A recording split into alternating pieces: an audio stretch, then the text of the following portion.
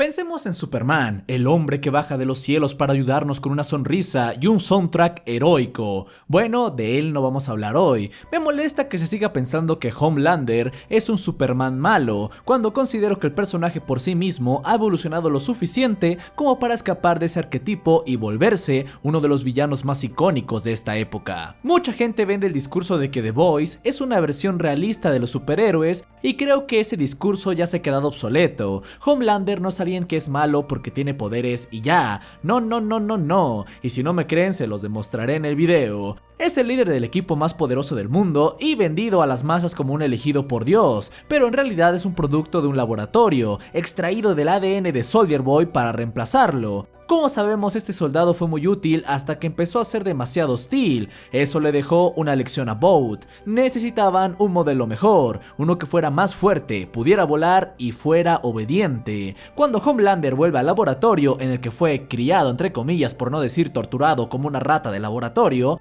le confiesan que no solamente fue aislado de cualquier tipo de afecto, sometido a dolorosas pruebas, abandonado en una celda, sino que fue manipulado por los mejores psicólogos del país. Ese niño siempre pudo haber escapado de todas y cada una de las pruebas a las que le sometieron. Desde recién nacido ya tenía la capacidad de arrasar con quien tuviera delante, pero después de unas buenas terapias lograron que se volviera dócil. Alguien que siempre buscaría la aprobación de otros, el amor de otros y ser eso que buscan quienes lo rodean. Tenían al ser más poderoso del planeta atado con una cadena psicológica que haría estragos en el resto de su vida. En la serie animada Diabolical solo hay un episodio oficialmente canon en el que se nos muestra a un Homelander joven acudiendo a su primera misión. Por un momento hasta lo podrías confundir con el kryptoniano por su forma de hacer las cosas, buscando las mejores formas de llevar la situación, sin heridos, sin sangre, utilizando de la manera más apropiada sus habilidades, hasta que de un momento a otro todo se le fue de las manos. Podríamos decir que sí intentó ser un héroe, pero no tuvo el carácter para hacerlo,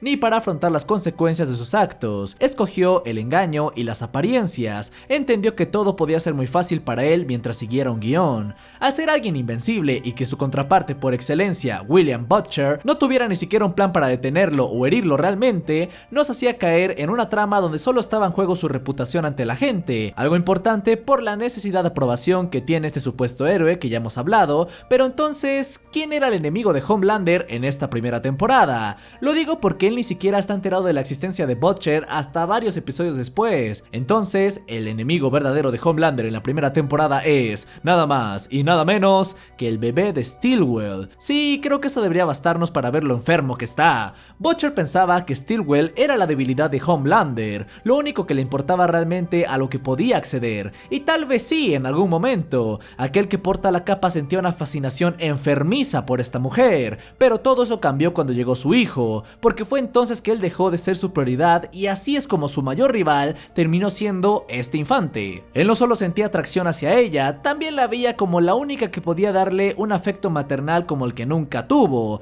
Sí, un complejo de Edipo muy cañón. Para este punto, Homelander empezó a salirse del control de ella. Tenía planes propios, como distribuir el compuesto B por todo el mundo sin importar el claro peligro que eso representaba para todos, teniendo supervillanos en otros países solo para volverse internacional, escalar en la jerarquía de mando. Así como ama la aprobación, también hay algo que detesta profundamente: las mentiras. Cuando él conoce a Butcher, hay algo que admiró de inmediato en este británico: no le tiene miedo. Está rodeado de personas que lo aman superficialmente o le tienen mucho miedo. Solo Maeve le daba una dinámica real de compañeros, todos los demás no. Es por eso que desde aquí desarrolló un profundo respeto por el barbón, a diferencia de Stillwell, quien admitió que siempre ha estado aterrorizada por él, algo que no le sirve para saciar ese vacío que tiene en el pecho, y vemos que una persona puede pasar rápidamente a ser de su desagrado.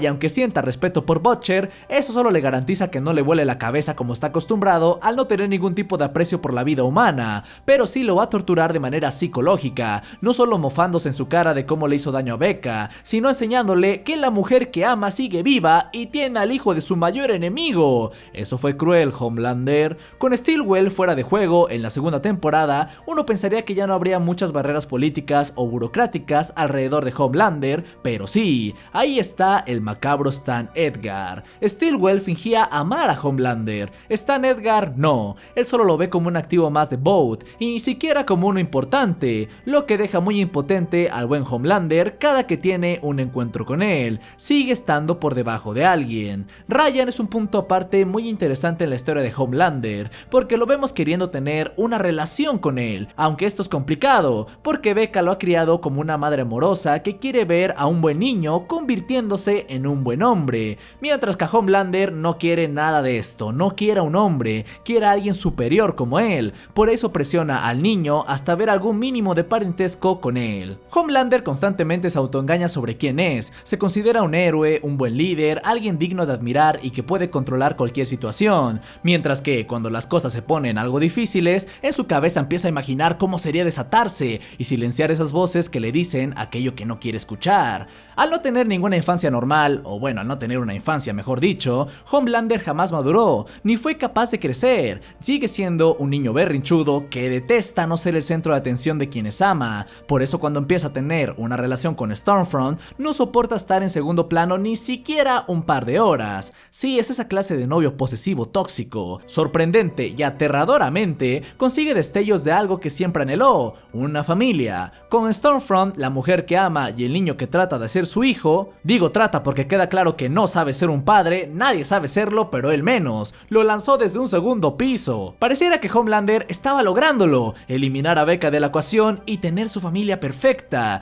Nosotros como espectadores podemos observar el daño que le hacen estos dos a Ryan, pasando de ser un niño inocente, quizás algo sobreprotegido, a empezar a cosechar odio dentro de sí mismo para desatar sus poderes. Stormfront y Homelander hicieron esto en Ryan sin saber que les terminaría saliendo muy caro, pues este niño demostraría su poder haciendo trizas a Stormfront. Este final de temporada sería un antes y un después en la psique del villano. No solo le quitaron a la mujer que amaba y que entendía su forma retorcida de ver el mundo alimentando su complejo de Dios, sino que su hijo elegiría a Butcher, su mayor rival, por encima de él. Si le lanzas un misil no va a sentir mucho, pero este fue el golpe más fuerte que Homelander pudo haber recibido jamás, la pérdida y el rechazo. Por eso es que para la tercera temporada podemos verlo mucho más deprimido, irritable y con ganas de acabar con todo. Hay un patrón en Homelander de no saber soltar aquello que le importa, por eso hacía que un cambiaformas interpretara a Stillwell y mantenía a Stormfront como un vegetal mal cocido en su habitación. No sabe construir vínculos, por eso lleva a los que tiene hasta el límite.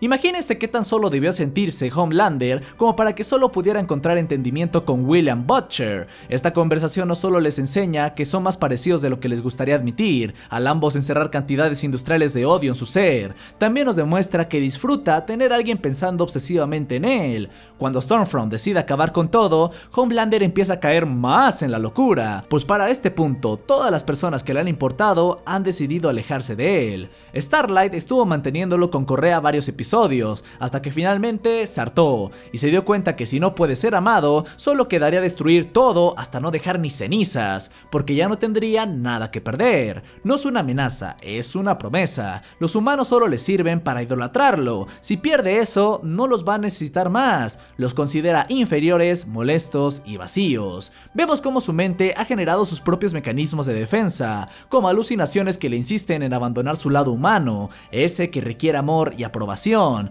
Así es como trata de mantenerse fuerte a sí mismo en toda su soledad. Esta temporada es de las mejores porque explora emociones que jamás habíamos visto en el villano, como el miedo. Homelander siempre ha tenido algo a su favor, ser invencible físicamente, pero cuando Soldier Boy y Butcher demuestran ser rivales para él, finalmente experimenta terror, el terror de ser casi vencido, de perderlo todo. Es interesante cómo aborda esa vulnerabilidad. No entiende mucho de la empatía, por no decir que nada, pero hay cierto momento en el que logra conectar con Ryan, sinceramente, con su culpa, y eso hace ganarse a su hijo nuevamente, pero no le basta solo con eso, se da cuenta que tiene la oportunidad de tener un padre también, Soldier Boy, a quien no solo admira como un héroe, ahora también lo ve como una posible figura paterna, pero sus ilusiones se van al demonio cuando Soldier Boy le dice cobarde y decepción en su cara. Después de eso debería leer Carta al padre de Kafka. Para la temporada 4 4 ya no queda nadie en la Torre de los Seven a quien respete Homelander. Se cansa de estar rodeado de gente que siempre le da la razón, como Deep,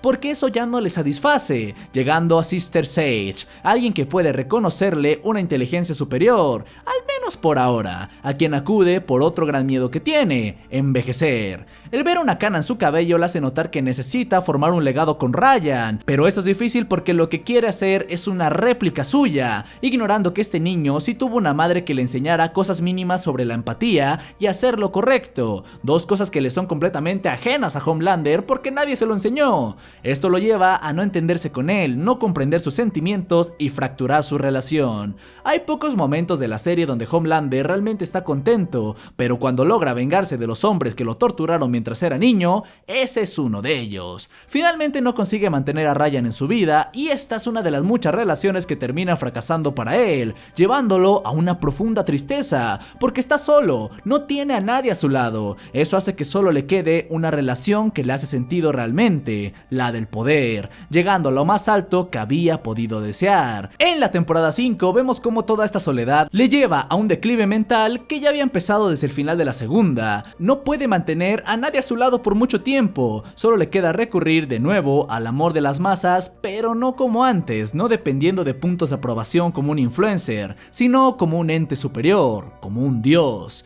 Siempre había hablado de ser el hombre en el cielo, dioses iracundos, pero en esta temporada lo explora más a profundidad. Ya no se siente un hombre, quiere abandonar la necesidad de sentirse vulnerable o amado, solo quiere ser vanagloriado. Y es impresionante que el mismo hombre que se ve como un dios tenga un ego tan frágil como para ser destruido por las palabras de A-Train. Y si pensaste que este lunático no podía ser más fuerte, de la mano de su padre que lo odia a morir, consigue el B1, lo último que le faltaba para volver su legado eterno. Y lo peor es que Butcher tiene razón, ni siquiera eso le haría feliz, porque eso no borra que Soldier Boy siga sin querer nada con él y que nadie quiera creerse su cuento sobre ser un dios. Homelander tiene un momento con Huey donde le cuestiona cómo consiguió ser amado por gente más fuerte que él, como Starlight, Butcher o Newman, y cuando Huey responde, Homelander no entiende su respuesta.